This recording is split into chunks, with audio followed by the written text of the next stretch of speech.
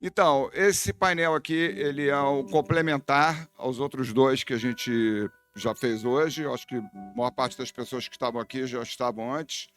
É, graças a Deus, Paulo Alconforado aceitou participar, porque o painel vai tratar das dificuldades e das alegrias da coprodução internacional. Dá para diminuir a musiquinha ambiente? É porque eu vou acabar dormindo. Bom, eu vou falar em meta da mesa, só para ficar claro, né? Ah, o interesse da coprodução internacional, primeiro no mundo, é claro que se produz muito mais conteúdo de televisão do que de cinema, porque a televisão é arroz com feijão da indústria, realmente. É, e existe um mercado fantástico de coprodução de televisão, de cinema também, né?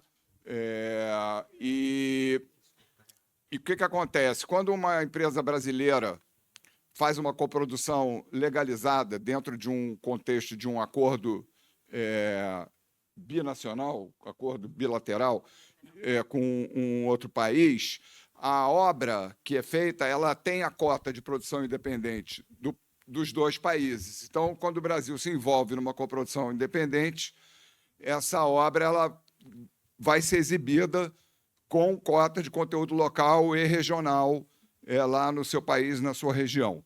Então, isso é uma coisa muito interessante.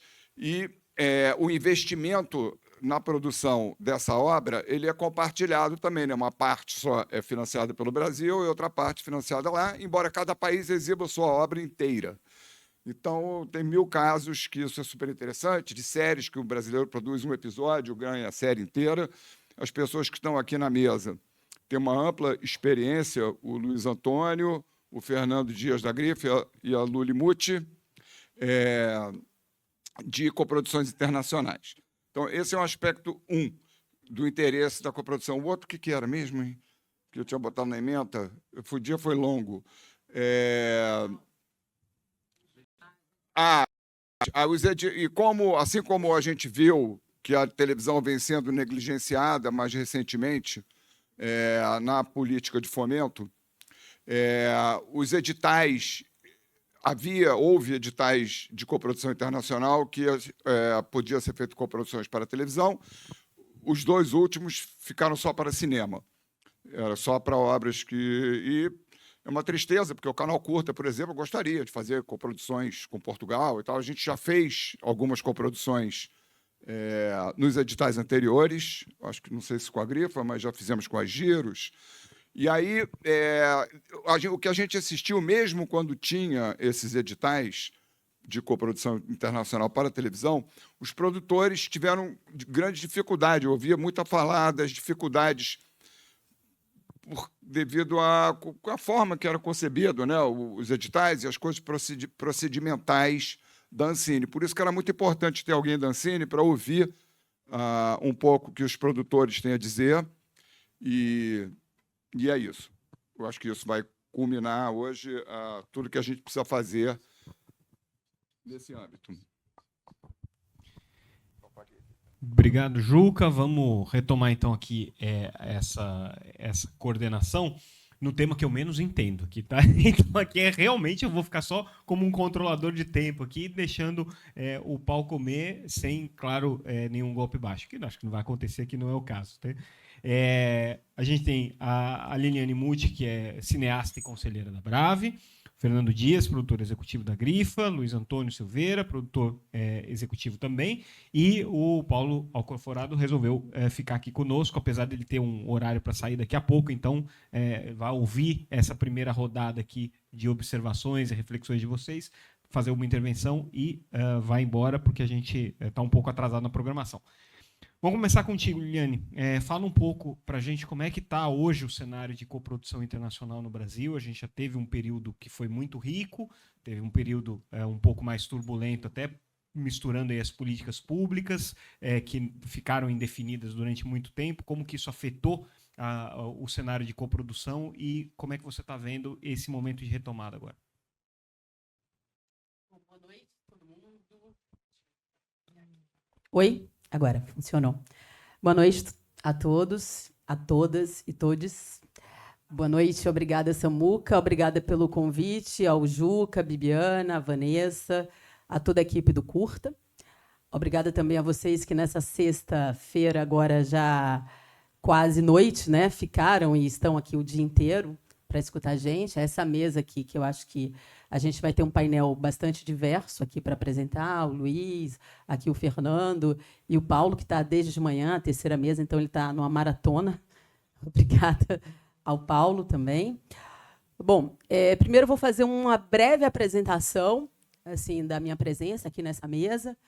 Eu conheço alguns de vocês que eu estou vendo aqui. Eu sou Liliane Muti, eu sou baiana, eu atuo nesse mercado, já perdi as contas, mas há pelo menos 2 décadas. Eu comecei na televisão, e não quer dizer que a televisão seja um início, um trampolim para o cinema. Hoje eu, enfim, faço principalmente cinebiografias, né? Então, fiz o filme, dirigi e roteirizei o filme sobre a Miúcha, história de amor e desamor da Miúcha com o João Gilberto. Estou aqui no Rio de Janeiro de passagem para também trabalhar com o filme da Ângela Rorô, que eu estou super animada, é uma parceria com o Canal Curta, e é um filme que a gente já sonha há muito tempo. E a gente tem um sonho um pouco mais distante, que o Paulo conhece, que é o nosso Johnny Alf, como a gente fala na França, Chéri d'amour, que mora no meu coração, que eu adoro a música. E a gente sempre brinca assim, né? Numa ilha deserta, você preferia e vai escolher a música ou o cinema. No meu caso, eu escolho o cinema, porque eu acredito que o cinema leva a música junto. Mas, para muita gente, a música também é sonhar, e sonhar faz parte do cinema. Durante essa tarde, enquanto eu via os painéis, eu lembrei muito do Ariano Suassuna, porque ele fala o seguinte: numa situação de desespero, qual é a cura? E ele aponta 2 curas, que é o riso e o sonho. O riso, a gente é mestre, porque as nossas comédias, as comédias brasileiras, também que tem salvado o cinema nacional. O sonho é o que eu acho que nos prendem aqui. E a palavra desespero, se eu trago ela, que é uma palavra muito forte, é porque ela é o oposto da esperança, que é o que a gente quer com esse encontro aqui. Então, esse encontro é muito ousado, porque é um encontro não para colocar na parede, mas sim para chamar para a roda, que é o que a gente está fazendo aqui, porque existem questões que a gente avança, existem questões que a gente retrocede, e a vida e o nosso métier, a nossa área, não é uma linha reta, é uma espiral. Então, tem coisas que a gente precisa resgatar. E aí, falando em coprodução internacional, que é onde eu me situo nesse mercado, eu estou há 7 anos na França, radicada na França, trabalho com uma produtora que é franco-brasileira, já fiz parcerias com várias produtoras, uma que tem o nome que eu sempre lembro quando eu chego no Rio de Janeiro, porque ela se chama Urubu, por conta do Flamengo, mas só tem francês, não tem nenhum brasileiro nessa produtora. E eles têm uma série fantástica chamada Clash, que dura poucos minutos e que cada episódio é sobre uma obra de arte. E eles fizeram essa série em parceria com o Centro de Artes Plásticas da França. Por que eu trago esse exemplo? Assim, não é aleatório, mas é ilustrativo. Porque quando a gente fala em parceria, o desafio da coprodução internacional ele é tão grande. E aí a gente conversava com o Fernando antes dessa roda, ele não tem marcha ré. Quando você avança, não tem como você voltar. Que essas parcerias, elas muitas vezes são as mais criativas que a gente possa encontrar. E aqui no Brasil a gente precisa também tirar da cartola algumas cartas para a gente conseguir coproduzir com outros países. A França, e aí eu trabalho muito com esse estudo comparativo entre a França e o Brasil, porque eu atuo nessas produtoras brasilianistas, né, que a gente chama assim, que se interessa muitas vezes não só pelo Brasil, mas pela América Latina, mas a gente é um pontinho nesse setor. Quando eu digo um pontinho, eu trago números, porque muitas vezes ajuda a gente a entender. Né? O Brasil, em números de filmes, comparando com os outros países, a gente está em 0,03%. Né? Esse número é de 2016 e acho que de lá para cá a gente teve, como a gente sabe, né, o período de trevas e tal, então a gente não deve ter melhorado muito. Não temos atualizações de 2016 para cá. Mas assim, o que a gente representa no cenário mundial, esses números estão lá também na Unifrance, que é essa agência francesa que trabalha os filmes no mundo, que faz o chamado soft power francês, é a Unifrance que coordena, que leva para os festivais.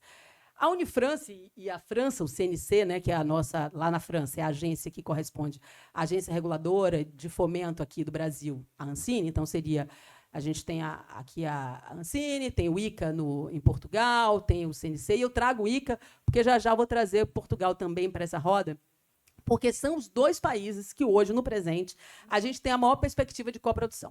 Então, o edital, que está em aberto ainda, o resultado só saiu a habilitação, e a primeira, né, a pré-habilitação. Então, está todo mundo no mercado que trabalha com coprodução esperando a habilitação final, para depois a seleção, para a gente começar a produzir. Então, assim, a gente tem aqui nessa lista, essa lista é uma lista pública, né? A gente acha, na lei da transparência, a gente acha lá no gov.br, mas só para aquecer o nosso cérebro, assim, nessa lista a gente tem Portugal com 90 coproduções propostas, a gente não sabe se elas vão vingar ou não, e aparece com 59 a França. Então, a França é o primeiro país não lusófono com perspectiva no contemporâneo, hoje, com esse edital aberto, de produção com o Brasil. Então, a França se interessa pelo Brasil, isso todo mundo sabe, né? A gente, desses 21 anos de ditadura militar, a gente sabe quantos se exilaram na França. Então, tem uma história construída, realmente, entre a França e o Brasil.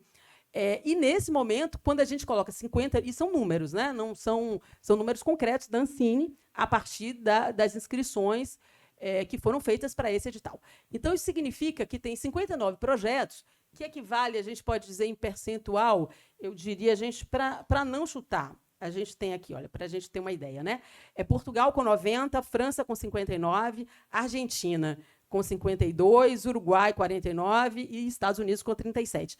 Então, assim, desse total, a gente pode dizer que a França ela tem mais de 20%, ou em torno de 20%, né? Em possibilidade de coproduzir com o Brasil. Né? E por que isso? Tem uma história construída, né? E a França tem também uma tradição de um país colonial, né? De expansão de mercados. Então, hoje, o cinema francês ele perde para o cinema americano nas salas, né? Mas ele está logo ali. Então, aquilo que a gente está lutando aqui para criar a ida, a cultura, a cota de tela, tarará, isso ele já tem de alguns anos. Tanto que, quando, em 2014, foi criada essa política, na época do Manuel Rangel, a gente sabe muito bem que a França serviu de modelo. Né? Mas é claro que a gente tem que achar o nosso modelo, o que é que serve para a gente. Né? E o que serve para a gente, assim, desse lugar de alguém que coproduz, que realiza com outros países, em especial a França, aí eu posso dizer para vocês assim, que o que foi levantado aqui pelo Mauro pela manhã, pela Brave, né? E a Brave, acho que a maioria conhece aqui, né? Somos mais de 650 produtoras, e mesmo que não tenha uma unidade completa, mas assim, a gente começou com audiovisual e tem várias produtoras que jogam nas duas aí. A gente sabe que muitas vezes é uma questão de tela, né? A tela que você vai ver ou que vai ser difundido o seu conteúdo. Porém, as forças que estão por trás dessas telas são muito diferentes. E aí é um ponto que a gente tem que levar aqui nessa discussão. Por quê? Porque quando a gente fala dos super brasileiros e a gente fala das plataformas e a gente fala de tributações diferentes, a gente sabe que a gente está tratando diferentes de forma bem diferentes, mas desproporcionais. É claro que tem que ser tratado diferentes, mas talvez seja uma invertida, né, de quem paga mais. E aí o Juca perguntava assim, mas qual o valor do Condecine na França? Chega a 11%, fica entre 5,5% e 11%. É esse o valor que se paga. O recurso lá, geralmente, ele não volta, né? Eles acreditam que ele volta através da produção, o próprio produto é entrega, né? Isso facilita muito, né? Mas, realmente, tem-se essa cadeia do cinema, que não necessariamente a ordem é essa, ou seja, muitas vezes se lança um filme para uma semana numa plataforma ou num canal fechado, fica ali uma semana, que aí traz assinantes, traz adesões, depois esse filme chega no cinema. Ou seja, existem vários modelos. Só que o fato de existir essa que eu citei, a Unifrance, que é uma agência do Estado francês, ou seja, uma presença forte do Estado, isso faz com que esses diversos modelos de negócios, de modo geral, encontram os seus nichos e os seus caminhos. Então, assim, a experiência que eu tenho vivido nesses 7 anos é que, assim, em um país sócio-democrata, a gente pode dizer que a França pode ser considerada, e aí eu trago esse estudo de caso hoje com muito mais conforto, depois do resultado da última eleição na Assembleia Francesa, que todo mundo achou que a extrema-direita podia levar, e a esquerda conseguiu levar. A gente tem uma situação de um país com instituições fortes. E aí, eu acho que, como diversos players e agentes desse mercado, assim, o fortalecimento dessas instituições é o fortalecimento do nosso setor, do nosso métier e do nosso fazer. E também uma forma de prevenir que a gente se torne o que o Juca Ferreira falou, que somos já, eu diria, no presente, prestadores de serviços, né, das grandes operadoras aí, plataformas. Então, assim, eles chegam aqui e fazem o que eles não fazem nos países deles. Então, tem uma questão aí que é profunda e que a gente vai ter que encarar, e a gente vai ter que encarar junto. Então, quando a gente fala, e aí pegando a rebarba da discussão de todo dia, né, que essa questão do Fla-Flu, que eu vou chamar de Bavi, tá, porque eu sou baiana, essa questão do Bavi aí, com o cinema e com o audiovisual, ela é um pouco pré-histórica. Por quê? Porque eu acho que a gente tem que achar uma solução, seja uma solução da infraestrutura e esse valor aí, que seja um financiamento, alguma solução que na mesa tem que sentar, para a gente passar para o que realmente importa. E para o que é mais profundo. O que é mais profundo e as forças avassaladoras, elas não estão aqui nessa sala. Né?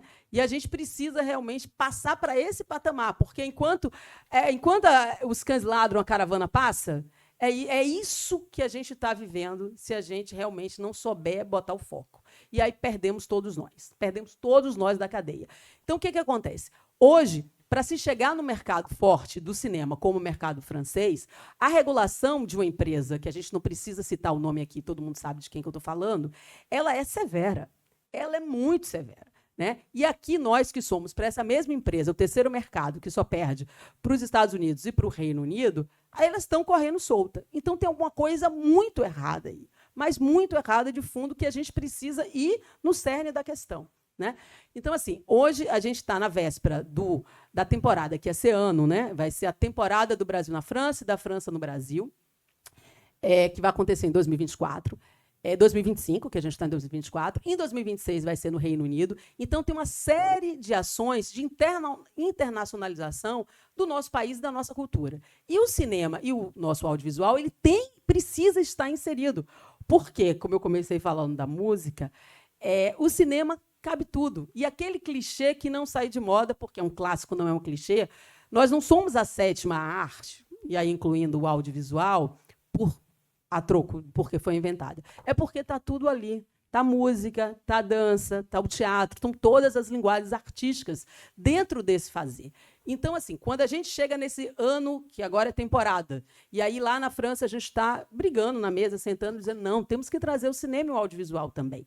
Ah, não, mas a Funarte não trata. Não, tem que sentar todo mundo. Então, quando eu trouxe o exemplo, aí, fazendo as pontes, né, do que eu quero aqui dividir com vocês, do Clash, que eu não tenho aqui para passar agora, sabia que o tempo ia ser curto, mas eu sugiro que vocês deem uma busca, está aberto, vocês podem ver, enfim, está aberto aí, disponível na internet, que hoje está na Arte, né? Essa minissérie ali, ela é feita em uma parceria, num plano de negócio que envolve, por exemplo, o Centro de Artes Plásticas. E assim pode ser como a ideia da educação que foi dada pela Vanessa. Ou seja, o cinema ele pode estar, e o audiovisual, em várias portas, em várias frentes. Mas tem uma questão também que parece pequena, mas que não é, porque ela é do dia a dia, é do fazer, e aí eu vou buscar a história aqui para dividir com vocês. Esse edital de coprodução internacional, que já foi edital, e aí, Paulo, o outro Paulo, se eu estiver errada, me corrija, ele, quando eu lembro dele, quando eu comecei a atuar, se chamava Edital de Coprodução Mundo, e aí me faz lembrar, tinha esse nome, né? E me faz lembrar o Cinema do Monde, que é lá na França também. Esse edital, essa chamada, ela era um valor muito inferior. Realmente, esse ano teve, inclusive, um acréscimo, e, enfim, né? Quem já estava inscrito pôde comemorar, mas era 50-50. Né? E estava ali o audiovisual e estava ali o cinema. Não acho que tem que ser essa divisão do bolo, não precisa ser uma régua, uma fita métrica dessa forma. Mas eu me pergunto, por exemplo, se o contrato com a distribuidora, na exigência desse edital, tem que ser apresentado na etapa seguinte, depois que o projeto foi selecionado, por que esse contrato não poderia também ser um contrato com uma difusora ou com um canal? Né? E aí você poderia ter ali o filme, você poderia ter o telefilme, que, enfim, muitas vezes essa diferença é tênue, você poderia ter a série, e a partir da qualidade, não só da qualidade, que muita gente às vezes fala, não, mas tem que analisar o produto. Não, da qualidade do que é proposto e da capacidade técnica de entrega dessa equipe. Né? Por isso existe a pessoa do showrunning, que eu trabalho com muitos canais fazendo isso também, que não adianta você ter um bom produto. Esse produto tem que ser entregue nas qualidades técnicas, nas exigências do canal, etc, etc. Então, uma série de protocolos que, quando a gente trabalha com dinheiro público, isso é importante. São etapas que a gente não pode dizer, não, mas são burocracias. Não. Desde que essas burocracias sejam calendarizadas, desde que a gente tenha uma transparência, elas precisam existir. Porque isso vai dando o quê? Maturidade para o nosso setor. Isso vai dando o quê? Maturidade para as nossas instituições. Porque hoje, por exemplo, alguns de vocês devem saber, o presidente do CNC, recentemente, algumas semanas, ele pediu demissão por um escândalo pessoal da vida dele. Isso não afetou em nada aquela instituição que é o CNC. Então, assim, a gente não pode estar centrado na figura de um presidente, a gente não pode estar centrado na figura de uma pessoa por estar mais próximo ou não das nossas ideias, dos nossos propósitos. A instituição, uma agência de fomento, de regulação, ela precisa ser supra-governo. Ela precisa ser da sociedade. E dentro dessa sociedade estão também os canais super, eu acho esse nome lindo, né? Os super brasileiros. Eu acho lindo. Por quê? Porque a gente precisa que o Brasil se conheça. Isso aí é um ponto que eu acho que é de interseção com todo mundo. Então, assim, o problema que foi colocado aqui na mesa, desses canais que a gente conhece, já estiveram aqui com a gente, para mim é um problema nosso também. É um problema que me toca também. Eu falava com a Bibiana sobre essa questão do valor da licença. Né? Muitas vezes um projeto ele tem um orçamento, um budget, e quando a gente vai conversar com esse canal, o canal faz o cálculo da licença. E ele está tão no perrengue, ele está numa situação tão precária, que ele vai negociar com o produtor a redução daquele orçamento, porque é com base nele que ele vai pagar esse licenciamento. Então, o produtor, nessa cadeia, que ela é toda interligada, existe um workflow. O cinema é extremamente coletivo. Né? Então, nessa cadeia, o produtor, o realizador, a realizadora, a cineasta, toda a equipe dessa cadeia, ela é prejudicada, porque o projeto é precarizado, ou seja, o orçamento precisa ser enxugado para caber naquele percentual que já está difícil para aquele supra-brasileiro. Então, assim, tem algo aí que todo mundo acaba sendo penalizado. Então, se todos na cadeia acabam dividindo, pagando esse pato, esse problema é nosso. Então, esse problema não é apenas do Juca ou do Arte 1, enfim. Então, acho que queria colocar isso na roda, e acho que esse problema é de... E as soluções, esse desafio, eu vou chamar assim, né, ele faz parte dessa sala aqui. Obrigada, Samuca. É isso que a gente vai tentar provocar agora. Obrigado, Muti. Luiz, fala um pouco sobre a tua perspectiva. O que você está vendo hoje dentro do cenário das coproduções internacionais? Boa tarde. Obrigado pelo convite. Acho que é um evento necessário, importante. Vou começar pelo início. O brasileiro tem uma cultura televisiva muito forte. Eu acho que a Globo deu uma contribuição enorme, de fazer uma rede nacional com histórias brasileiras, de autores brasileiros e de cenário brasileiro. Mas a Globo produz tudo in-house. A produção independente começou praticamente começou com a chegada da TV por assinatura, que os canais estrangeiros tinham que produzir alguma coisa aqui no Brasil, até mesmo porque tinham feito uma gafe muito grande. O sinal vinha em espanhol, não sei se vocês lembram, mas assim, quando chegou a TV por assinatura, pegava um sinal de Miami, chegava aqui em espanhol. Então, houve uma resistência grande da audiência, e aí teve que legendar e dublar a programação. E começaram a produzir conteúdo no Brasil. Eu e Fernando, a gente produziu, acho que as primeiras séries para o Discovery, que foi a primeira coprodução internacional ali nos anos 90 ainda. E, enfim, o que aconteceu? A produção independente, como o histórico de TV é tudo produzido in-house, a gente teve que partir para o campo internacional. Foi a saída que a gente teve para continuar, da sequência ao que a gente tinha como perspectiva de trabalho e de produção e tal. Então, a gente partiu de cara para o mercado internacional.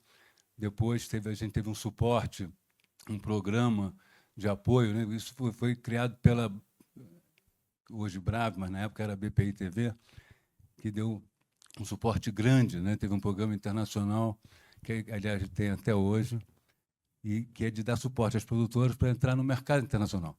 No mercado internacional, começam as dificuldades, porque uma forma de entrar é através do pitching. Não são pitches como a gente vê aqui no Brasil. São pitches que decidem na hora. E você, para entrar no pitching, você já tem que ter um canal e alguém já apostou em você, com pelo menos 20%, 30% dos recursos você já tem. Não é que eu tenho uma ideia, eu já tenho alguém interessado, alguém que já está pagando, e eu tenho um commission editor que senta comigo para defender esse projeto do mercado internacional. Nós, brasileiros, a gente sempre chega nesse mercado com o pires na mão. A gente chega sem dinheiro, sem commission editor, entendeu? Então, as dificuldades começam por aí, né? É óbvio que a gente precisa de um suporte do fundo setorial. Que, assim, que o mundo funciona dessa maneira. Não é só a França, o mundo funciona. Assim, se a gente pensar também na questão, foi falado aqui, a gente é vinculado ao MINC. Não tem ninguém do MINC aqui. A gente falou, a gente é aproximado do Ministério da Educação, Ministério da Comunicação, também não tem ninguém. Já eu acho, na minha opinião, que a gente tinha que estar ligado ao MEDIC, porque nós somos uma indústria, não é? A gente não está aqui de brincadeira, não sou um diletante que quer fazer o meu filme para passar para os meus amigos. Eu faço parte de uma indústria que está em crescimento e que está num processo de internacionalização. A gente vê o exemplo da Coreia. Pô, quem me dera ter alguma coisa próximo do que a gente vê na Coreia, entendeu? Então, a gente tem... Eu me lembro, o primeiro projeto que eu fiz para o Discovery, eu fiquei impressionado com a audiência. Assim, não, esse programa vai ser visto por 400 milhões de telespectadores. Eu falei, uau! Eu nunca tinha imaginado uma audiência desse tipo. Então, o mercado internacional é isso. Você tem...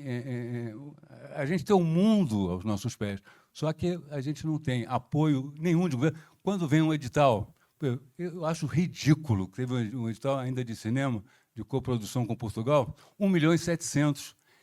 Isso não faz um filme. Então, um edital de coprodução internacional, pô, isso não é sério. Então, quando você vê na indústria, outros setores da indústria, o setor automobilístico, tem milhares de incentivos. A gente fica aqui até os bolsonaristas falando, porque na mamata da Lei Rouanet, isso é peanuts. A gente não tem apoio nenhum, não tem apoio financeiro nenhum. E assim, a gente gera receita, a gente paga impostos, a gente gera emprego, a gente tem uma participação forte no PIB e tem uma perspectiva de botar o Brasil no mundo. Assim, foi o que os americanos fizeram, a Coreia está fazendo, e a gente fica aqui discutindo merreca, entendeu? Então, eu acho que assim, a gente tem que ter um apoio firme da Ancine, tem que ter apoio do Fundo Setorial e de outras instituições. É isso que o recado que eu deixo para a gente poder, enfim, avançar na nossa indústria. É isso. Fernando? Bom dia, boa tarde. Obrigado, Juca, pelo convite. Boa tarde aqui para todo mundo que está no painel.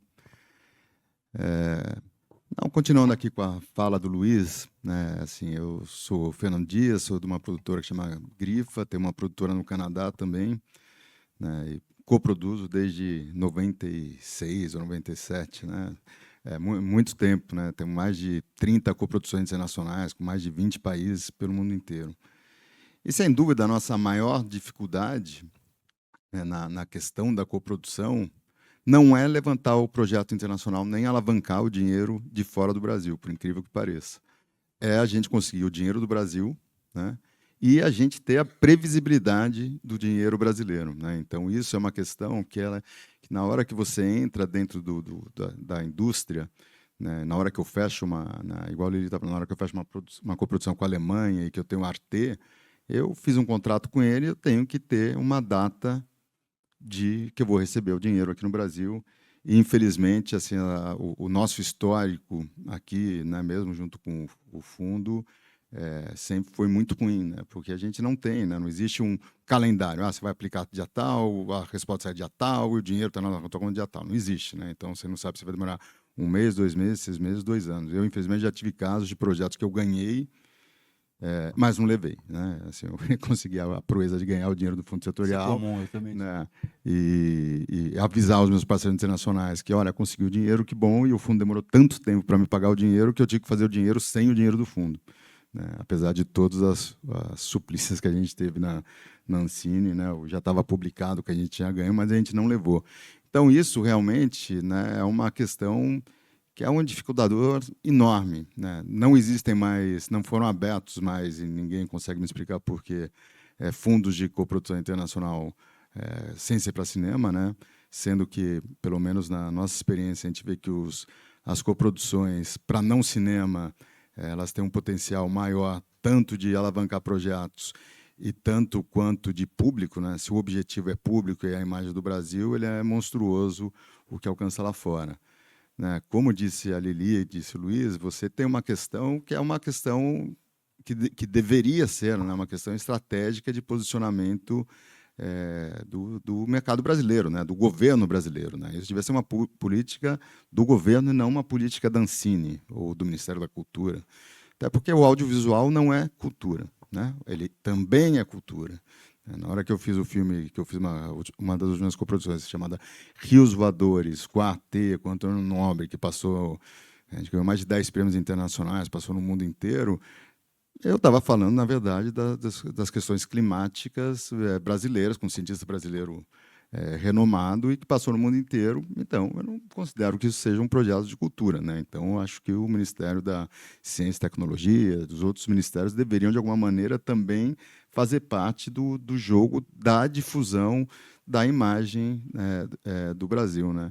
Quem teve a oportunidade de ver o Fantástico no último fim de semana é isso. Você vai vendo o pessoal falando da Coreia por causa dos filmes coreanos, né? Você pega os 10 primeiros filmes da Netflix, devem ter uns 3. Né? Quantos são? 6 são coreanos, né? A Coreia investiu no último ano $1 bilhão para a coprodução internacional, né? 1 bi em 200 produtoras, né? Esse é um número anual da Coreia para fomentar e fazer o soft power e ver que você vai comprar o carro coreano, que você vai querer saber da comida coreana, que você nem sabia que existia.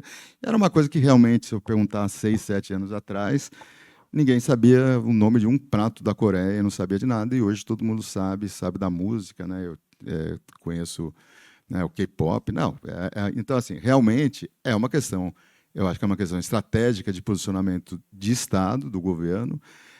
A Ancine é o nosso regulador, nosso instrumento, né? Então a gente sempre tem essa expectativa e essa esperança que ele nos ajude, mas a gente tem que criar mecanismos mais automáticos, né? Porque existe uma questão que é muito,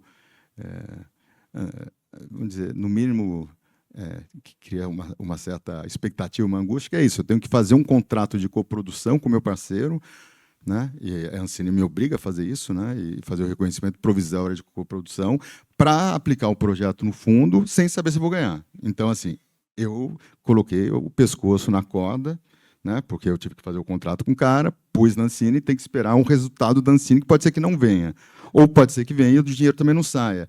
Então, assim, existe uma questão meio kafkaniana nesse processo todo, porque como é que eu faço um reconhecimento provisório de coprodução de um projeto que eu não tenho garantia que eu vou ter dinheiro e que eu não sei quando o dinheiro vai sair? Então, assim, são questões que elas têm que ser ajustadas e reguladas para a gente ter um fluxo. E televisão, diferente do cinema, tem fluxo e tem data, né? Na hora que eu fecho meu contrato com a CBC do Canadá, ela vai assim: esse projeto seu vai ser exibido que seja em dezembro de 2025. Então, em dezembro de 2025, o projeto tem que estar pronto, né? Então, assim, o produtor que firmou esse contrato, ou ele vai ser, vamos dizer, vai ficar fora do mercado, porque depois que você assinou o contrato, você virar para ele e falar assim: não, sabe o dinheiro que eu falei que eu tinha? Não tenho, então você está fora do jogo. Ou ele vai ter que fazer o que muitos fazem, a gente acaba fazendo, que é ter que arrumar um dinheiro de uma outra fonte, dinheiro emprestado. Então, realmente, você cria uma questão muito complexa. Então, eu acho que, assim, tem o dinheiro? Tem. É lógico que a gente sabe que existe uma vontade, a gente sabe que o governo hoje tem uma vontade política, né? A Ancine, né? O Paulo entrou lá, e muito bom e muito importante que esteja, mas, assim, a gente precisa fazer esses ajustes dos times, dos processos, né? De como é que você faz essa seleção desses projetos, como é que o dinheiro entra, para a gente estar dentro do jogo. Agora, assim, o jogo ele é importantíssimo, né? Você pega hoje a Colômbia, está investindo milhões, né, a ProColômbia, para fomentar a produção na Colômbia. A Espanha, milhões sendo investidos, né? A Portugal, milhões. Se você quiser produzir na Colômbia, você liga lá, eles te pagam tudo, te mandam passagem, te mandam hotel, tudo para você ir ver as locações. Portugal fazendo a mesma coisa. Então, assim, o Brasil está ficando para titio, a gente está ficando para trás, né? Porque não é só que a gente está fomentando para virem para cá. A gente, além de não fomentar para vir para cá, a gente não consegue fomentar quem está aqui para fazer para lá. Então, acho que a grande questão nossa, o nosso nó gótico aqui do processo é: existe uma vontade de produzir com o Brasil? Existe. A gente foi no Sunnyside agora e tinham 30 produtores brasileiros. Né? Assim, uma quantidade grande. A Nessi, eu acho que eram 60 ou 70 produtoras de animação. Então, assim, os brasileiros estão lá fora, eles conecta também, né? Então, o produtor brasileiro está lá fora, ele tem capacidade, ele tem talento, ele tem projetos, mas se a gente não fechar o circuito da possibilidade do financiamento, né? Ou pelo menos da gente ter um calendário certo, um processo concreto, onde a gente possa entrar no jogo de uma maneira assertiva, a gente chega numa hora que você começa a fazer um pouco de papel de sei lá, ó, não sei o que esses caras estão fazendo aqui, vem um monte de gente, fala que vai fazer, mas não faz, fala que vai vir o dinheiro, mas não vem. Então, assim, é um cuidado que eu tenho, né? A gente sabe que o pessoal tem, a Brave ela faz uma assessoria muito bacana com os produtores nesse sentido, mas a gente tem que ajustar, né? O subsídio tem no mundo inteiro. Canadá tem subsídio. Você pega um dinheiro no Canadá, né, teu produtor lá, se tiver um dinheiro de fora, você tem um dinheiro automático canadense. Hollywood tem o subsídio, tem um dinheiro automático. Canadá, tem o dinheiro do Brasil, tum, o dinheiro cai na tua conta. Não é assim, não, vou submeter para um comitê de alguém que eu não sei quem é, que vai analisar. Não, é assim, você tem um processo automático. Mas em que condições? Vem como um dinheiro empréstimo ou vem como um dinheiro de fundo perdido? Um dinheiro de fundo perdido, né? Assim, eu vou te falar, Canadá tem, a França tem alguns sistemas, a Alemanha tem isso de uma maneira muito efetiva, e lógico que você tem diversas regiões, algumas regiões têm mais, né? A própria comunidade, o Mediá, tem um dinheiro muito forte. É lógico, não necessariamente é 100%, né? Mas a gente tem que fazer o nosso plano de negócio. Então, eu não preciso chegar e falar assim, eu vou dar 50%, mas 30% eu tenho do Brasil, 20% eu peguei da França, mas 20% eu peguei do Canadá.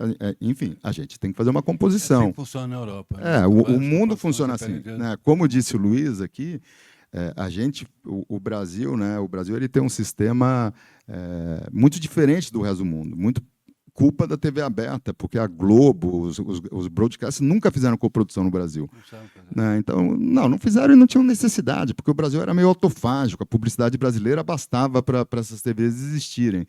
Se você vai para a Europa, primeiro, as grandes televisões são televisões públicas, né? Então já tem uma diferença muito grande. Né? Então, quais são as grandes televisões do mundo? Todas são públicas. Da Inglaterra, da França, da Alemanha, do Canadá, do Japão. Então, são televisões públicas. Então, existe um interesse público na televisão pública de você ter conteúdo de qualidade. Então, você já tem uma diferença de saída. Essas TVs públicas têm recursos. Né? Elas fazem a seleção do projeto com o produtor, e quando ela faz a seleção do projeto do produtor, o produtor vai automaticamente lá nos fundos dele e pega o dinheiro, muitas vezes, já e fazendo essa composição com a gente. Pega o dinheiro na hora? Não, às vezes não, mas só que ela tem um empréstimo garantido. Ele vai no banco, ele pega o dinheiro, o juro já está dentro da composição do plano de negócio dele, ele pega o dinheiro está na conta, em uma semana o cara faz. Então, assim, é uma construção do ambiente de negócio. Né? Mas nos últimos anos, já muitos anos, a gente viu a construção no Brasil de film commissions, de mecanismos para tentar atrair essas coproduções para cá. Isso não resultou em nada efetivo? Não, alguma coisa resultou, mas... Significativamente? Mas é muito pouco. Primeiro que é só de cinema, né? Assim, infelizmente, você não tem de outras áreas que não seja cinema. Todos os fundos que saíram de filme commissions, de atração, Rio de Janeiro, São Paulo, tudo, são filmes de cinema. Assim, eu posso falar, por exemplo, o Rio de Janeiro, essa é outra de uma notícia muito interessante, mostrando que eu acho que é a segunda cidade com maior atração de produção. Porra, imagina se a gente tivesse com esse negócio funcionando, gente. né? É isso que eu falo, assim. Imagina se o negócio tivesse azeitadinho aqui. Imagina a quantidade de produção que a gente conseguiria trazer para produzir aqui. Então, assim, é uma questão. Não falta tanto. Falta a gente entrar no jogo de uma maneira melhor. Eu queria complementar uma coisa que o Fernando falou. Deixa eu passar só para o Paulo, que ele tem o hard stop dele aqui.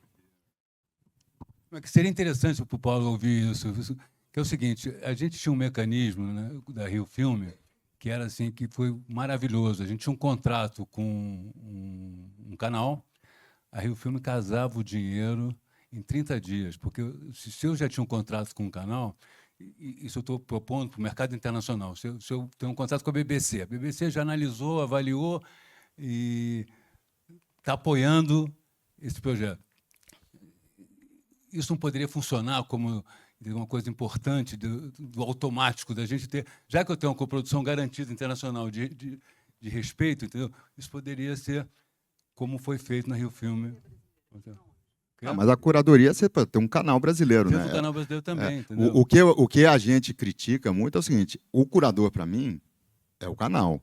Entendeu? Você tem um curador que é uma pessoa que não é de um canal, que é uma pessoa que a gente não sabe quem é e ela está acima do canal, para esses casos fica um pouco complexo. Eu vou entrando mesmo aqui, porque senão eu menos de 10 minutos. E assim, está sendo um dia interessante aqui. Mas eu preciso começar dizendo que, em relação à questão internacional, é aquela que eu, primeiro, não me preparei para essa mesa e tenho menos domínio. Mas vamos lá, mas eu tenho alguma coisa assim. Eu vejo informações aí em vários níveis. Primeiro, o principal, conceitual que o Luiz coloca, né? De fato, não é que não tenha havido bons exemplos, mas, de fato, nunca houve uma política estruturada para a internacionalização do audiovisual brasileiro. Então é importante reconhecer isso, certo? E que há condições de fazer melhor e se organizar para isso, há. E que isso é multissetorial, óbvio. Agora, não vai adiantar, só porque o seu filme se relaciona, Fernando, com aspectos da ciência e tudo mais. Isso não vai, ainda que o MCT, o Ministério da Ciência e Tecnologia, possa se envolver com isso, quem vai estruturar, quem vai cuidar dessa política, no caso do governo federal, não será o Ministério da Ciência e Tecnologia. Deu-se o exemplo do MEC, mas alguém precisa costurar isso. Então, assim, concordo que existe uma oportunidade. O Brasil é um país que desperta muito interesse, a Lili já colocou isso aqui, e acho que a gente tem condições de potencializar essa relação. Eu não sei se o modelo da Coreia é o ideal, fala-se muito sobre o modelo da Coreia, e eu acho que conhece-se pouco, porque assim, tem coisas muito interessantes que aconteceram lá. Mas, basicamente, a política de Estado da Coreia se estruturou a partir de 5 gigantes nacionais. E houve um projeto, sim, que é multissetorial, um projeto que tem inúmeras qualidades, mas a gente não dá para comparar limão com maçã. Assim, isso deveria estimular os nossos esforços dentro do nosso regime jurídico, porque existe isso, né? Existe não é só uma questão de cultura de gestão, uma decisão sobre gestão. Existe o regime jurídico, existem os caminhos jurídicos institucionais. Não é porque um outro faz desse jeito que é possível fazer aqui. Eu acho que a gente tem que tentar fazer isso. Quando o Luiz coloca que deveria envolver o MIDIC, deveria. Quem foi que colocou hoje?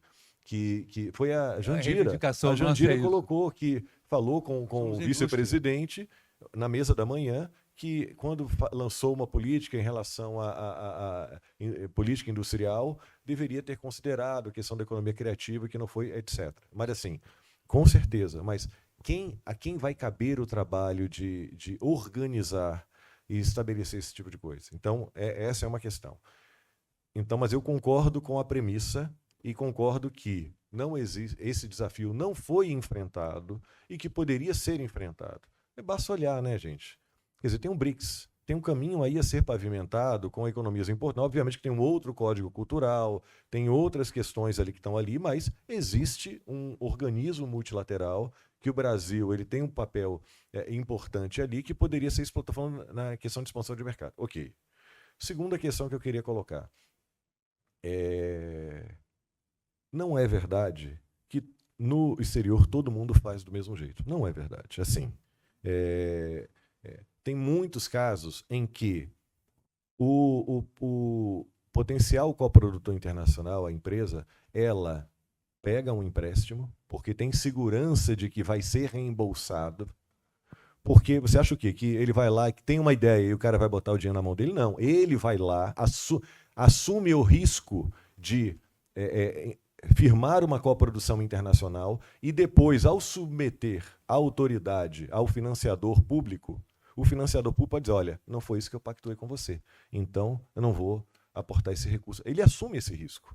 Então, assim, é fácil falar no automático dentro dessa lógica. O Canadá, o automático é diferente. Se ele consegue um apoio lá dentro do Canadá, como é que era? Era não é nem em relação só à coprodução, mas no caso de coprodução, se ele consegue uma coprodução e ele garante que os recursos serão gastos ali dentro do Canadá, existe o automático para dobrar esse valor. Isso é diferente do outro que se associa no risco. Isso é diferente do modelo coreano. Então, só estou tentando mostrar que, assim, eu não estou dizendo que a gente não pode aperfeiçoar, mas existem caminhos e caminhos. E nem estou dizendo que as coisas estão às mil maravilhas, certo? Não, e eu estou falando sem conhecimento de causa em relação a como está. O que eu sei é que, na minha primeira passagem na Ancine, tinha uma política que nós fazíamos de convidar curadores de alguns dos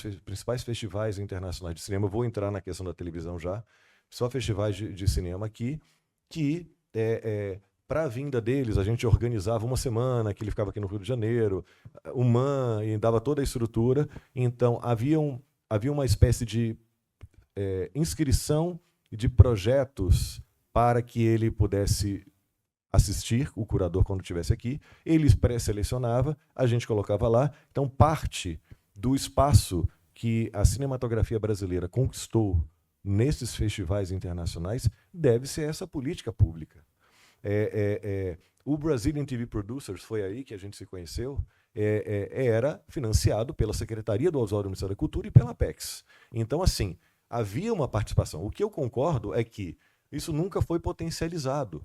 Isso nunca foi tratado como uma política multissetorial que olhasse da forma como poderia olhar. Em relação... Mas tem uma outra questão que eu vejo aí.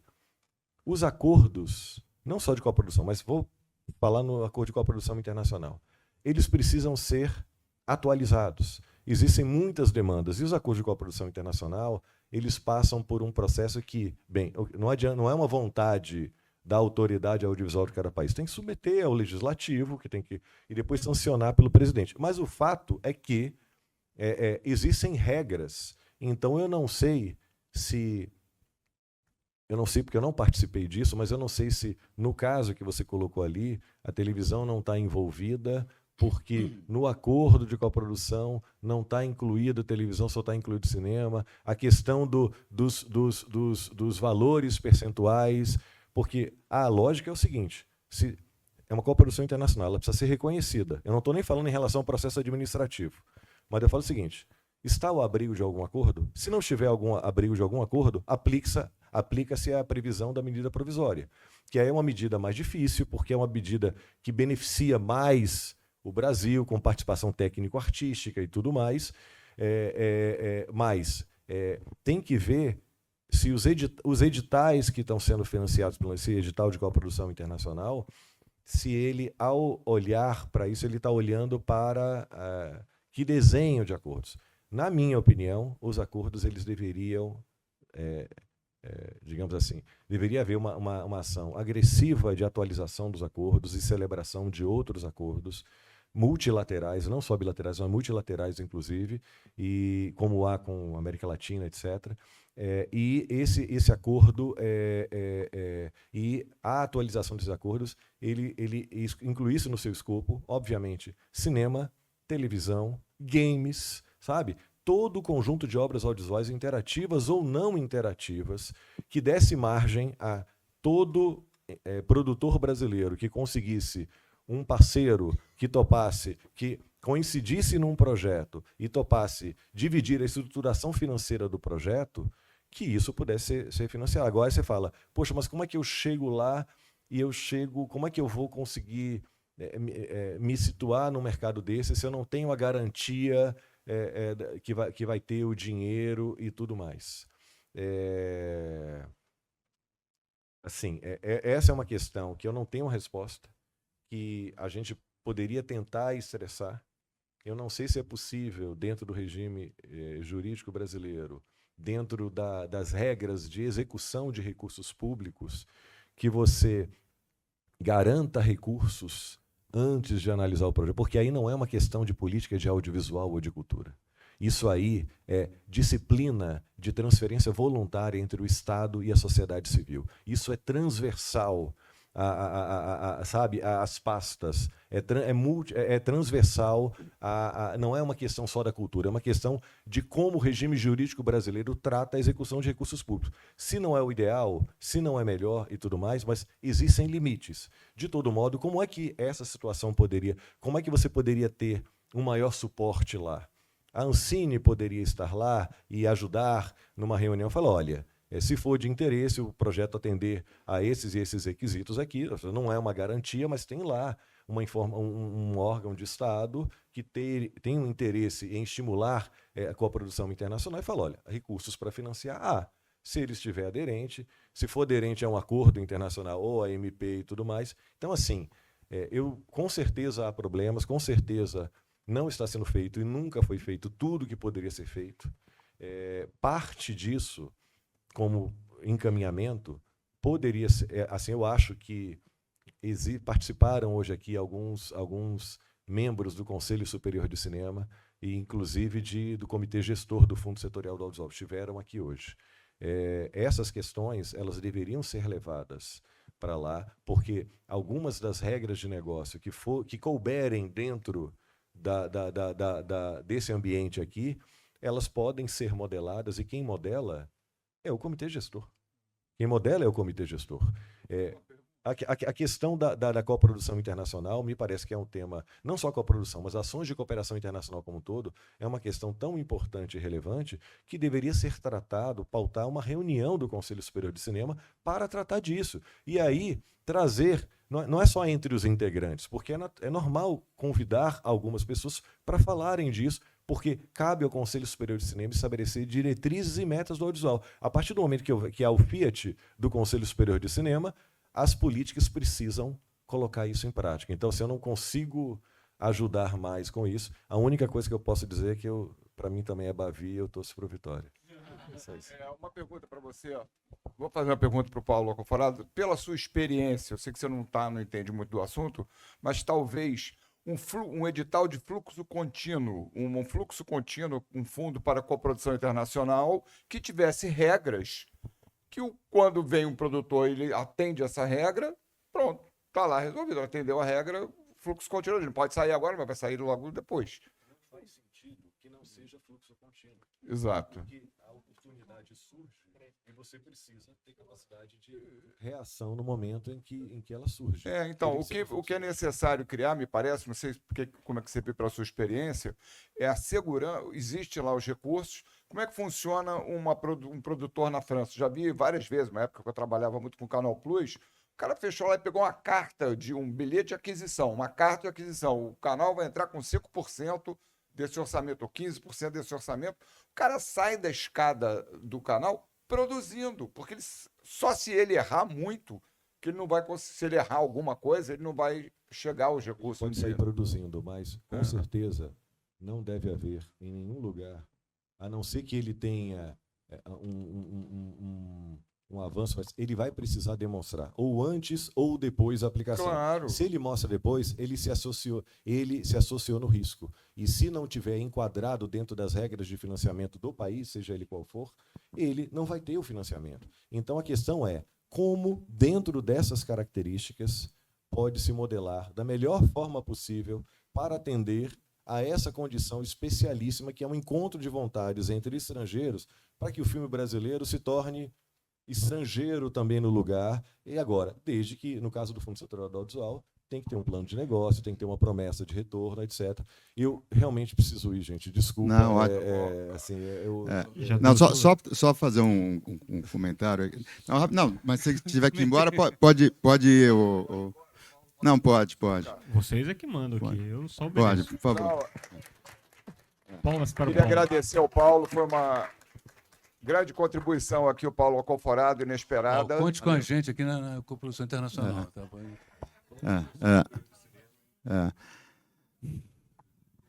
Temos perguntas da plateia já, tá? Só falar uma curiosidade, né? Que o Paulo estava falando essa coisa da. Por favor, Juca, senta aqui.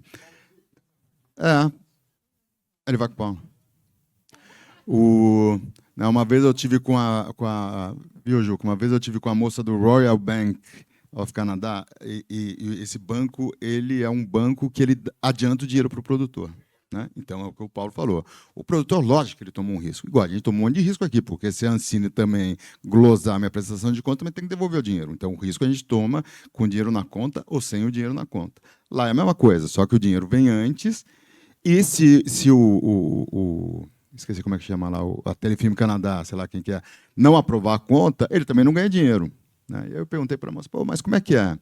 Ela falou, não, Fernando, aqui todo mundo tem a chance. O cara erra uma vez. Se ele errar uma vez, ele só não vai pegar mais dinheiro comigo.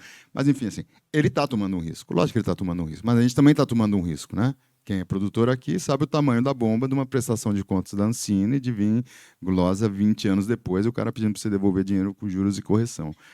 Mas a nossa questão hoje não é o risco, porque ser produtor no Brasil é realmente um exercício...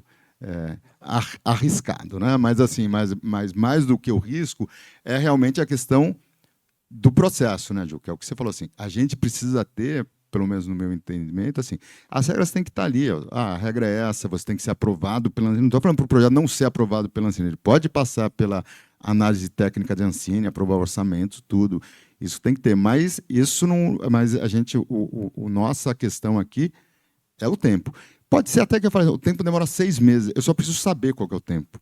Né? A minha questão é o seguinte: quanto tempo vai demorar? Qual é a minha previsibilidade? Eu falei com o cara falou assim, eu falo para ele assim, daqui a 6 meses eu vou ter o dinheiro, tá ótimo. Eu não posso falar assim, daqui a 6 meses eu vou ter dinheiro e demorar 2 anos e meio, igual ele geralmente tem acontecido. Calendário dos editais, né? Calendário. Tem um aspecto que eu queria... Aí, Juca, vamos abrir para a plateia aqui. Desculpa, posso falar só uma coisa, Luísa? É porque a Augusta, ela é uma produtora de altíssima reputação. E todos os produtores são de altíssima reputação. Mas eu queria perguntar para a Lili Muti se existe um problema. Eu acho que existe uma questão psicológica, talvez de quem monta as regras dos editais, sobre o que é o produtor audiovisual. Porque parece que existe um pensamento que é uma grande possibilidade de algo dar errado no projeto do cara, né? De não ser assim. Então, existe uma insegurança no mercado entre os produtores se você vai conseguir o dinheiro ou não. Você sabe que você vai lutar, você vai ter que responder diligência, que não sei o que e tal. Talvez porque as regras não sejam tão claras quanto é na França ou em outros mercados. Lá, as regras são muito claras. O produtor sabe o que ele vai ter. Ele vai ter uma via crucis a passar. Mas não há dúvidas a esse respeito. Ele sabe quais são os preços de referência de todas as coisas que ele vai botar no orçamento. Ele sabe que, se ele não pretender dar um trambique, ele sai produzindo sem menor risco. E eu acho que tem uma questão psicológica aqui sobre o entendimento do papel do produtor e um respeito a esse personagem, esse agente da indústria. Não, eu vou falar. Vamos lá, faz a pergunta e depois a gente consolida as respostas aqui. Eu queria falar, tá? Então vamos lá. Porque, vou falar aqui. Eu sou Maria Augusta Ramos, tá? Eu sou documentarista, sou diretora e sou produtora e produzi grande parte dos meus filmes, a partir do Justiça, foram feitos em coprodução com a Holanda. Então, se tem uma coisa que eu entendo é de TV pública holandesa, europeia, e como são financiados, né? Como essas coproduções ocorrem, como são financiados, como funciona. Então, assim, não é que a Europa é tudo igual, mas de jeito nenhum. Não é que o produtor sai de uma televisão pública, porque são as televisões públicas que realmente produzem e os projetos são independentes, são apresentados para as televisões, e as televisões se interessam ou não, Depois disso, escreve-se um roteiro e vai para um fundo, que seria a Ancine de lá, que passa por uma comissão independente. Não é assim, a televisão quer, então tem-se o dinheiro. Jamais. Esse reembolso ele é feito também na Holanda, na Alemanha. Entende? Então, se há um lucro, uma porcentagem desse lucro volta para a televisão pública e volta para o fundo. O risco dos produtores, sim, é alto também, e é alto lá também. Mas é claro que eu concordo que sim. Então, existe um cronograma. Né? As pessoas sabem, daqui a 3 meses tem um anual, daqui a 3 meses tem um, né? Depois de 3 meses o outro tem outro, né? Outro prazo, aí a decisão sai depois de 4 meses, né? Você pode ter um recurso. Então, isso, sim, existe tem um planejamento. Né? Mas isso não necessariamente quer dizer que você tem grandes produtores e grandes diretores e alguns projetos vão ser negados. Né? Então, eu entendo que tem uma dificuldade, eu entendo que...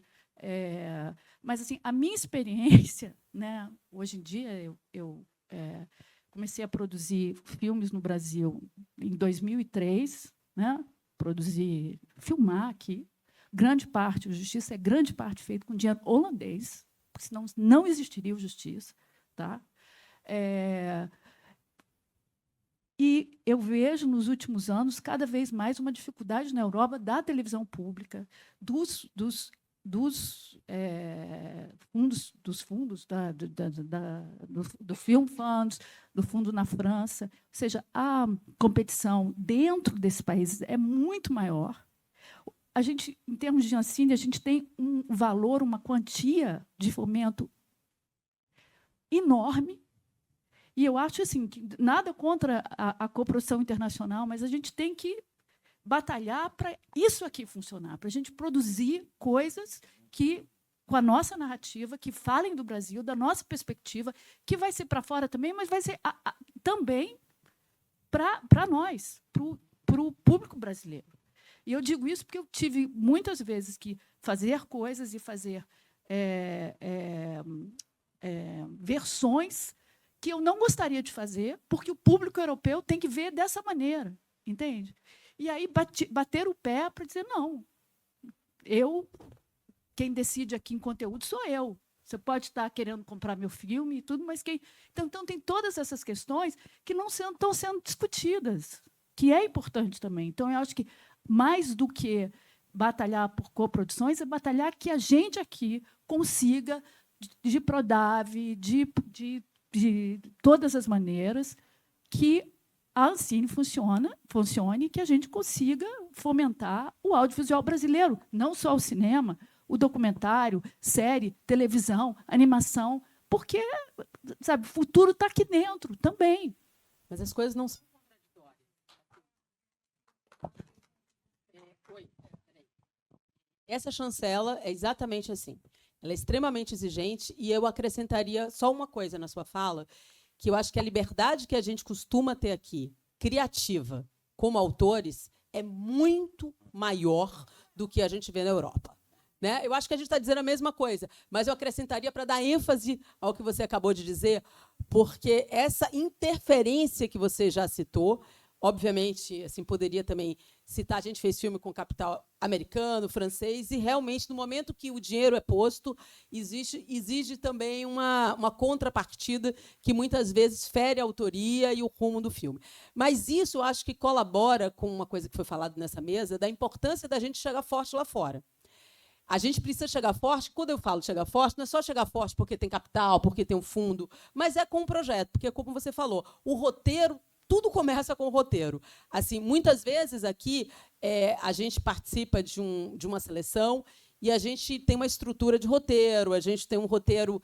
Enfim, o roteiro, às vezes, vai passar por outros tratamentos. Então, se tem muito, eu já participei bastante de editais de desenvolvimento, que eu acho que é uma bandeira que não dá para pensar em coprodução internacional se a gente está com os editais de desenvolvimento parados. porque a gente tem que entender que tem etapas. Então, se a gente queima etapa, a gente chega com um produto menos maduro, chega menos competitivo e chega com poder, principalmente de negociação, muito mais frágil. A gente chega muito mais vulnerável a esse tipo de pressão.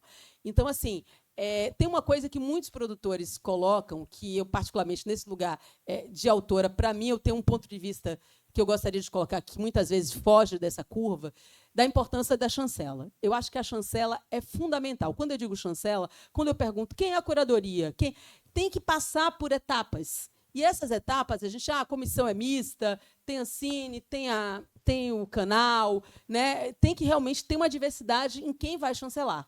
Mas, obviamente, que quem chega com uma carreira, como a gente acabou de ver, ou tantas outras que a gente pode dar exemplo aqui nessa sala, não pode ter o seu projeto julgado no mesmo patamar com quem escreveu um roteiro, e aí a gente vira, e aí é um medo que eu tenho realmente, que a gente vire no Brasil assim, uma fábrica de concurseiros com essa coisa dos editais. Né? Quem sabe fazer bem o edital? Então fulano sabe responder bem o edital. Por isso que eu falei na minha primeira fala, essa importância da entrega. Ou seja, e o que garante essa entrega é a chancela prévia, é o trabalho que tem construído. Né? Então, assim, não existe essa varinha mágica. Se tem, eu também quero conhecer, porque eu desconheço. Eu queria comentar ainda a fala da colega, que falou o seguinte: você falou que, assim, que a Ancine tem muitos recursos para fomento. Cadê esses recursos? Eu não vejo tantos recursos assim de fomento. Onde é que você vê? No papel tem, Luiz.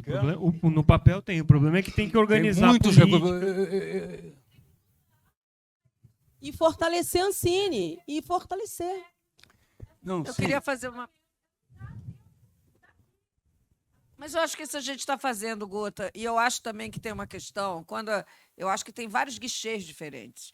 É claro que se eu faço uma coprodução com o Discovery tem um tipo de filme. Não adianta eu vir com o meu filme autoral, do jeito que eu quiser. É outro tipo de negociação. Eu acho que tem que ter todos os guichês possíveis para o desenvolvimento da televisão. Uma série de animação para uma criança de 2 anos do Globo, eu vou ter que cumprir uma série de requisitos que, por mais autoral que seja meu roteirista, desculpa, querido, a gente tem um canal. Diferente do cinema, quando você cria um conteúdo para televisão, você já tem o canal de exibição.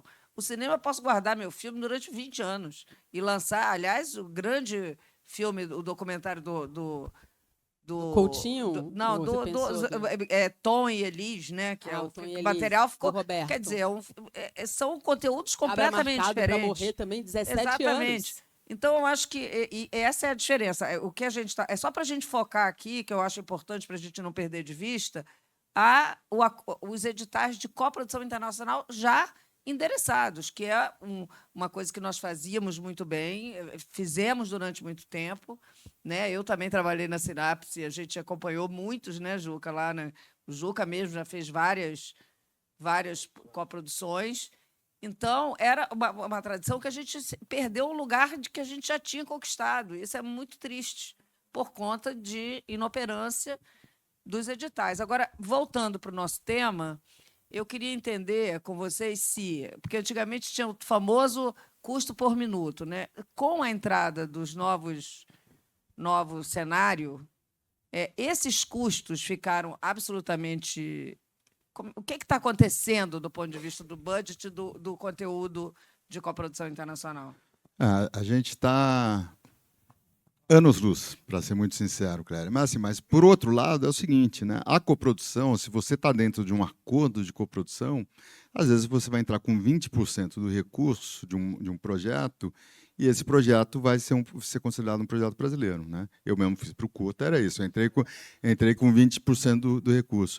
É lógico, né, como o Gustavo falou assim, você tem projetos de todos os tipos, né? Tem projetos mais autorais e tem projetos totalmente comerciais, e o fundo tem que atender isso. Né? Eu tenho que atender o meu projeto que eu vou fazer com a BBC do Canadá, como com a AT, enfim, é isso. Assim, a nossa questão é o seguinte, você tem que criar o seu plano de negócio com o objetivo do projeto que você está fazendo. Se o meu plano de negócio é passar na Discovery, em 200 canais, e eu cumprir isso, está ótimo. Se o meu plano de negócio é passar em Sundance, ganhar festivais, e eu cumprir isso, está ótimo. A minha questão sempre foi essa. Então, a gente tem que deixar isso claro. É lógico que o projeto que eu faço para o Curta é totalmente diferente do projeto que eu faço para a Discovery. Mas eu trabalho para os dois, trabalho para o Curta e trabalho para a Discovery, né? Agora, eu sou um produtor, eu não sou um autor, eu tenho meus diretores com seus perfis diferentes para atender as demandas diferentes que a gente tem, né? O que a gente estava... quando a gente está falando da questão da coprodução internacional, é isso, ela é ampla. É lógico que existem os pré-requisitos, é lógico que existe o risco lá fora, como existe o risco aqui, né? Concordo com a Lili quando ela está falando, nos meus últimos projetos de coprodução, a gente levantou um dinheiro aqui no Brasil para desenvolvimento, né? Eu peguei $100 mil aqui de desenvolvimento e meu parceiro canadense deu $100 mil de desenvolvimento, né? Concordo, a gente deveria ter, na verdade, assim, $100 mil de desenvolvimento é um bom dinheiro, $200 mil é bem melhor, né? Quase que você fazer um filme, isso era para fazer uma série, mas o fundo deveria focar nisso, assim, tá bom? Quanto que é para desenvolver? Mas é lógico, a gente tem possibilidades enormes. E é isso. Por exemplo, eu trabalho com o Japão. O meu modelo de negócio com o Japão é assim: eles sempre vão pegar o meu conteúdo e vão fazer uma versão japonesa. Não existe no Japão. Na NHK, já fiz mais de 10 projetos com a NHK, ela sempre pega, mas não é com a Grife, não é com a Grife, qualquer um. Ela sempre vai pegar um projeto, vai fazer uma locução japonesa, faz uma outra, não sei o quê, tudo bem, mas é a maneira deles. Agora, assim, eu que falo se eu quero ou se eu não quero, né? Basta eu, como produtor, falar assim, eu topo isso, eu não topo. Mas o que eu falo é o seguinte: o mercado é enorme. Tem muitas oportunidades, né? Eu falava para o Luiz, né, quando a gente criou o projeto de exportação, né, inclusive de prestação, fala assim, uma andorinha não faz verão, né? Por isso que a gente criou o projeto de exportação da Brave, por isso que a gente vai em 30, 70 produtores, porque a gente tem que ter uma massa grande de possibilidades de produtoras para fazer. E o mundo hoje procura parceria. Ela olhar o Brasil como um parceiro estratégico para alavancar 20%, 30%, estou falando que do recurso, isso é sensacional. E o Brasil conseguiu, de uma maneira muito eficiente, se posicionar como também um mercado de desenvolvimento criativo. O Brasil não é considerado no mercado como um mero prestador de serviço. Então, eles procuram os conteúdos desenvolvidos pelos brasileiros, né? Eu tenho, sei lá, dos meus projetos, sei lá, muitas vezes eu pego um projeto dos alemães, que eu faço muito, ele me passa, mas em contrapartida ele pega o meu que eu fiz. Então, gente, tem uma troca, né? A gente fala que a gente brinca de war, né? Fala, divide o mundo, qual é o território de cada um, não sei o quê. Agora é isso. Mas, se a gente não tiver um suporte do governo, da Ancine, dos mecanismos, tudo, a gente fica meio menino ali no mercado. Pois é, uma pena que o Conforado já tenha saído, porque ele falou assim, tem críticas ao modelo da Coreia, tem coisas positivas, negativas, tem críticas ao modelo do Canadá, certamente o modelo da França também é diferente. Qual é o modelo brasileiro de projeção do conteúdo brasileiro no mundo? Eu não conheço uma política pública clara, por mais que possa questionar de outros lugares, qual é a nossa? Alguém sabe me dizer qual é a política pública para projetar o audiovisual brasileiro no mundo? Agora, vou fazer uma pergunta Ele foi descontinuado, né? Lembra, em 1967, na época da ditadura, teve o Unibrasil, que tinha um viés nacionalista e durou 7 anos. O que acontece? A gente não tem uma política, a gente tem políticas de governo, a gente tem que ter políticas de Estado. Então, hoje, qual a situação da Ancine em relação à questão à internacionalização? Nós estamos com o setor de internacional que está muito aquém das demandas do mercado. Ele hoje não tem uma equipe que possa atender esse debate.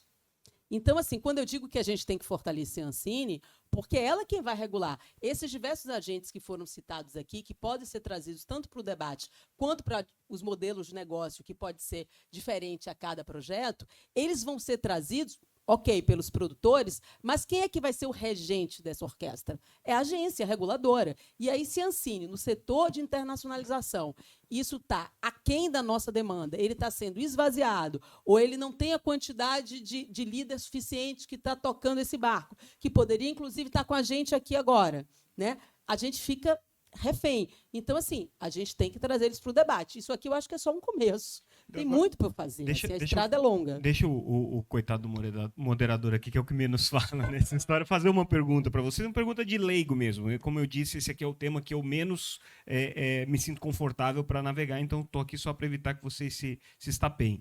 Mas vocês mencionaram muito o sucesso do audiovisual da Coreia, né, com questões específicas ali da Coreia. O sucesso do audiovisual da Coreia se tornou um bom negócio? As produtoras na Coreia estão ganhando dinheiro, tendo lucro, ou isso ainda depende de fomento estatal? Porque o que eu sempre ouço é o único mercado no mundo em que audiovisual dá dinheiro é os Estados Unidos. Todo o resto é subsidiado. Não sei se é verdade ou não é verdade. Como é que se explica o caso coreano à luz de uma política de desenvolvimento do setor audiovisual para que ele seja sustentável e independente do fomento público? Não, primeiro, é verdade. É isso mesmo. O audiovisual ele entra com política de Estado em todos esses países, igual entrou nos Estados Unidos, quando criaram o Sinfim, que criou toda a questão de mecanismo de proteção da indústria audiovisual brasileira não, americana, para ele se posicionar no mundo. Então, assim, você vai falar assim, não, a Coreia dá lucro? Não dá lucro. Não dá lucro no produto audiovisual. Agora, se você pensar no produto audiovisual, como soft power, venda de carro, imagem, não sei o quê, te garanto que dá muito lucro. Né? Então, os números estão ali. Mas ele também não dá lucro na França, ele também não dá lucro no Canadá, ele também não dá lucro na Espanha, como também não vai dar lucro na Colômbia. E, assim, se a gente pensar no audiovisual com esse pensamento que, não, ele vai dar lucro sozinho, assim... É mentira. Então, assim, ou ele entra com uma política de Estado, uma política de preservação da cultura, da memória, de tudo, dos artistas, né? Apesar que estou falando até da cultura de uma forma mais ampla, não vai. Então, quando você vai para a Colômbia, né, a ProColômbia está investindo muito dinheiro. Eles acabaram, né, o meu parceiro lá da Grife esteve agora lá no BAN, na Colômbia. Assim, estão investindo uma fortuna. Por quê? Porque ele quer que a gente vá produzir na Colômbia. O ministro da Cultura da Colômbia ligou para as produtoras brasileiras. Eu recebi uma ligação, várias produtoras receberam ligação, o cara convidando a gente para ir para a Colômbia. Então é o seguinte, você está uma outra categoria, está numa outra esfera desse país que ele quer ser visto. Né? Então, assim, a gente tem que entender, a França... Né, o Yves Janot, né, que era nosso amigo, né, infelizmente faleceu lá do Sunnyside. Poxa, quantas vezes o Yves veio para o Brasil, era bancado pela Embaixada Francesa, esses caras vinham aqui, vinham para a América Latina, não sei o quê. Por quê? Porque eles têm um interesse que a imagem da França, que os produtos franceses estejam aqui. Então, assim, a gente, eu não vou aqui falar, não, a gente vai bombar de ganhar dinheiro. Não bomba, vamos pegar dos longas brasileiros, quantos que conseguiram ganhar, assim, quantos são produzidos na Índia. Então, assim, a gente tem que pensar realmente como uma política de Estado, uma política de preservação de cultura. O que eu acho que a gente tem aqui muito diferente, realmente, da Europa, é que nossas TVs não são TVs públicas, são TVs privadas, que têm outros interesses, que ganham dinheiro de outra forma. Então, a gente não tem uma TV pública que realmente sustenta essa produção de uma maneira mais efetiva. Agora, o caso da Coreia, é importante que seja dito que o presidente da Coreia do Sul ligou para o presidente da Netflix e conseguiu um financiamento que a Netflix tem, que deu para a Coreia durante 4 anos, de 2 bilhões e 500, porque aí tem que dividir por 4 anos quanto ficou, que é muito próximo esse investimento do que a gente tem, que é muito, mas para o nosso fundo setorial. Então, quando a gente está falando em valores, assim, o caso da Coreia é um caso de muito investimento, que vem... E aí tem que ver de onde vem esse fundo. Mas assim, não existe essa geração espontânea de que o filme é excelente e o filme se faz. Foi falado aqui em uma das mesas. Tem que ser pensado como é que é feito o marketing do filme, seja para a TV, seja para o cinema, porque sem esse processo de lançamento, que hoje não existe no fundo setorial hoje, como esses filmes serão lançados? Como será essa relação com o sales agency? Como é que eles vão chegar forte no exterior? Então, se ele chega apenas com um produtor num portfólio do cinema do Brasil no Festival de Cannes, é aquela frase que a gente finge que vende, eles fingem que compram. Então, a gente fica nesse conto da carochinha. Então, assim, a gente tem que chegar forte. Como chegar forte? Eu acho que a gente está falando uma coisa que caminha para o mesmo sentido. Tem que ter política de Estado. Tem que chegar além do MINC. O MINC E mais? Me parece, Lili, que é uma questão de organização. Porque dinheiro, de novo, tem. Não pode, talvez não seja suficiente para fazer tudo o que se queira, mas 1 bilhão está sendo arrecadado. Ah, mas boa parte está ficando contingenciado, não vai para a Ancine, não vai para a FFCA.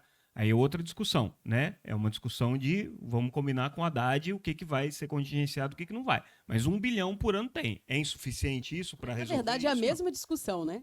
Porque Não. se esse dinheiro tem, mas não tem, é a mesma discussão. Quer dizer, tem Não, parcialmente. mas tem uma fonte. O que eu estou dizendo é o seguinte: existe uma lei, existe uma fonte que cria um recurso, e é o que eu também já escrevi isso em algumas ocasiões. Gente, em algum momento, as empresas de telecomunicações, a Dona Maria e o seu João, vão falar: nós vamos parar de pagar isso aqui, porque isso daqui está voltando como para o setor de telecom, né? Já houve essa discussão, foi para o Supremo, não sei o que, não sei o que. Por enquanto, eles não estão falando, né? Bom, dinheiro tem. Tá? A questão é organizar a política pública. O Ministério da Cultura não tem, talvez tenha aqui para o MDI, que era o sonho do Gustavo Dal, quando ele criou a Ancine, que ficasse debaixo do MDI, que não ficou debaixo da cultura. Né? E aí a Ancine tem que fazer o trabalho dela. Né? Vamos, enfim, alguém brigou para ficar na cultura. Tá? Eu queria... aqui é importante. O Instituto da Coreia, porque todo mundo fala na Coreia, isso está me dando um grau de irritação tão grande. O Instituto da Coreia foi criado no mesmo ano da Embrafilme, 1969.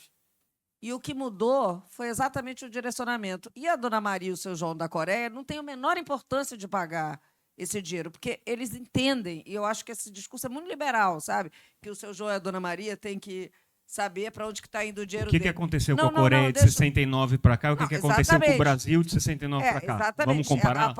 A Coreia teve uma política continuada e a gente tem um complexo... De desenvolvimento de país. A gente tem um complexo de vira-lata o tempo inteiro que o discurso neoliberal nos deu, entendeu? Vergonha de ser brasileiro, que nos levou para esse lugar. A Coreia, não. Houve a exaltação do cidadão coreano, entre outras coisas. A gente pode até conversar sobre isso, porque isso vai me dando uma... Então, nós tivemos, sim, um momento em que essa política foi muito similar. Inclusive, o que mudou foi num dia que o cara descobriu que estava vendendo mais ingresso do que um carro X. Tem o estudo maravilhoso da Luana, que eu recomendo que leiam, porque é muito simples. Agora, também a gente agora... Clélia, assim, eu vou te falar, a coisa de... Eu acho que uns 15 anos atrás, né, a gente teve uma questão, na época que tínhamos o Jacques Ben-Simon como nosso consultor, né, que era maravilhoso, né, que era um canadense. Né? O que aconteceu? Nós fizemos uma reunião com a Coreia, né, no MIP. COCA. A Coreia tinha criado a COCA, que era a Korean Culture and Art, que era uma agência dentro do governo coreano para desenvolvimento da imagem da Coreia através da cultura e da arte. Nós pegamos o cara da COCA, eu tive a oportunidade, fizemos uma reunião com ele dentro do stand da Brave para fazer uma parceria Coreia-Brasil. Assim, não vou contar os pormenores, mas isso foi apresentado, inclusive, para o Ministério da Cultura, tudo. Foi para frente? Não foi. O nosso não foi. O deles foi. 200. Né? Então, assim, mas aí tem uma questão também, né? Existe uma questão... Não, existe uma questão, que eu acho que é uma questão, é lógico, uma discussão muito grande, que é isso, né? A gente tem o audiovisual brasileiro, ele tem que ser dividido mais ou menos igual, né? Como fala o Barretão, igual à agricultura, né? Você tem o pequeno produtor e você tem o grande produtor. A nossa política, ela abrange tudo. Né? Ela não tem uma política separada. Eu acho que você tem que ter uma política de fomento para o pequeno produtor, que ainda não está tão inserido no mercado, mas você tem que ter uma política também para as grandes produtoras. Aqui no Brasil, parece que tem raiva. Se a produtora começa a ficar grande, o pessoal começa a ficar com raiva. Não, a produtora é muito grande, né? Ela dá muito emprego, está fazendo muito projeto. Então, assim, é meio surreal isso, entendeu? Assim, você tem que fomentar a produtora grande, porque ela está dando emprego para 60, 70, 80 pessoas. E, porra, que bom que a gente tem uma produtora grande. Só que a nossa produtora grande no Brasil, ela é muito pequena perto das produtoras internacionais. Então, assim, a nossa questão da política pública, ela tem que atender a todos. Né? A minha sugestão era assim, tá bom, então vamos dividir uma parte do bolo. Isso vai para um lado, isso vai para o outro. Mas hoje, a política que tem hoje é uma política que ela acaba desidratando um pouco os recursos de todos os lados. Então, assim, não é nem o dinheiro suficiente para o pequeno, mas para o grande também o dinheiro é muito pouco, então você não consegue ser competitivo. Por exemplo, eu vou te falar, uma série hoje, né, a gente tem a produtora no Canadá, uma série hoje no Canadá, a média de uma série de documentário é por volta de $1 milhão por episódio, né, canadense. 4 milhões de reais. A gente está falando de uma série que os meus parceiros fazem para a Netflix, né, de ficção, não sei o quê. Você está falando lá de 2, 3 milhões de dólares. Então, assim, tudo bem, não estou falando que a gente tem que chegar nisso, mas a gente está muito... Também não estamos tão longe, né? Porque quando você pega o...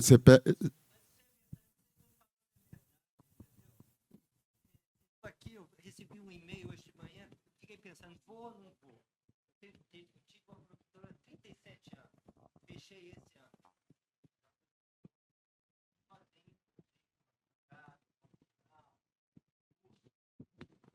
E agora tem um projeto internacional que eu resolvi um outro caminho.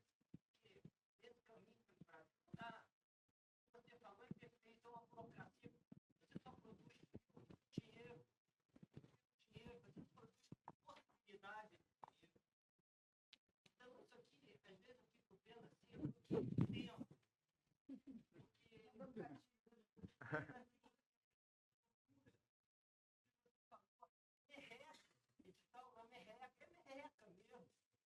Entendeu? Você só produz dinheiro, filme com dinheiro, e a partir de um roteiro estruturado, você vai fazer uma análise técnica estruturada, e você vai ter um cronograma estruturado, vai fazer um filme estruturado e vai entregar um filme estruturado. Então, fica essa discussão, é fluxo. A Ancine virou um audiovisual lá da Secretaria do Audiovisual de Brasília, que era uma loucura. Então, hoje, a Ancine é a mesma coisa que aquilo. Então, é bonito, plano de negócio, não sei o quê, mas não tem dinheiro, não tem fluxo de dinheiro. Então, desculpe a minha coisa, mas eu estava muito tenso aqui, eu precisava liberar, desculpe, mas vocês dois ali estão perfeitos. Quando você fala assim, cara, como é que eu vou trabalhar em cima de um dinheiro possível? Eu, como produtor, eu fico imaginando, é uma loucura.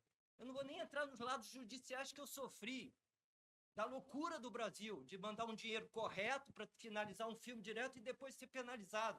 Paguei 20 anos, R$170 mil.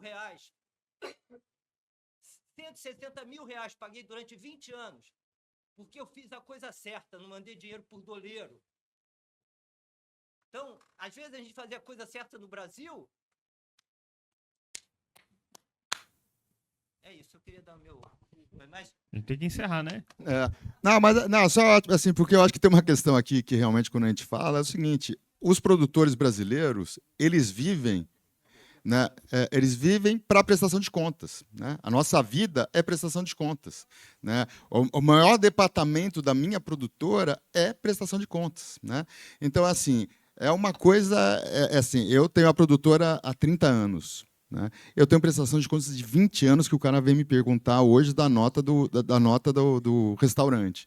Então, é isso. Então, assim, é uma loucura. Quando você vai para os outros países, o filme é a entrega, entendeu? Você não tem um cara que está me questionando, olha essa nota aqui né?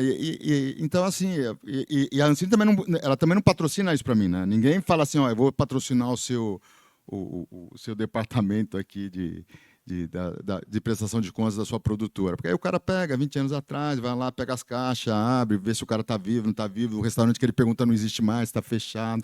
Aí o cara vai lá, ele manda um boleto, né? As produtoras que tem aqui fizeram... Assim, o cara, o que ele faz? Primeiro ele manda um boleto, né? Devolva 200 mil, né? A primeira coisa que chega é o boleto, né? Então, assim, realmente, ou a gente muda, né? Ou, assim, é isso, sabe? Me dá uma dor no coração ver uma pessoa que fala que tem uma produtora de 37 anos e fala, porra, tem que fechar a produtora, cara? É isso, né? Eu pego os meus parceiros, meu parceiro alemão lá, que eu produzo muito, pô, o cara tá lá nadando em dinheiro, eu falo, porra, cara, eu tô aqui catando miúdo para pagar salário.